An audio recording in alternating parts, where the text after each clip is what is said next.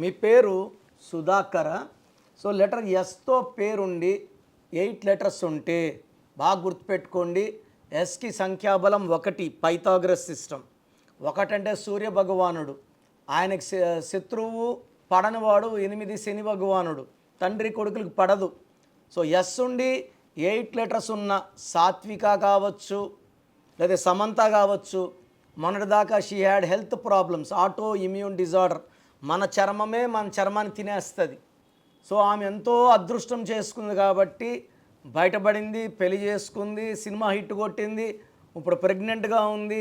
నేను మొన్న చెప్పాను మ్యారేజ్ అప్పుడు, S letter marrying R will be very very lucky. S అంటే 1, ఆర్ అంటే 9. ఆది అంత కలయిక అమృతం. సో సమంతకి ఇప్పుడు నుంచి అన్నీ మంచిగా ఉంటాయి.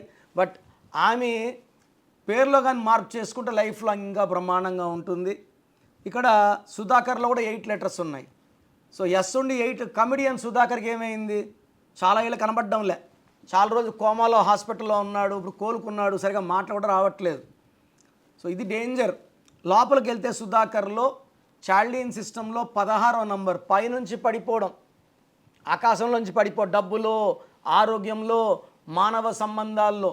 ఈ 16వ నంబర్, ఒక్క నంబర్ ఎవరి పేరులో ఉన్నా వాళ్ళ జీవితం తొందరగా క్లోజ్ అయిపోతుంది.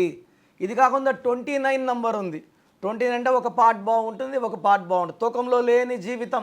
ఒక కష్టం పోతే ఒక కష్టం, హెల్త్ ప్రాబ్లమ్స్ పోతే ఇంకో ప్రాబ్లం, ఇంకోటి పోతే ఇంకోటి. సో సుధాకర్లో ఎస్ ఉండి 8 letters danger, 16 letter danger, 29 number danger ఉంది. మీ పేరు సుధాకర్ అయితే try to take my appointment and meet me personally. నేను మీ పేరు మార్చను, ఒక అక్షరం మారుస్తాను.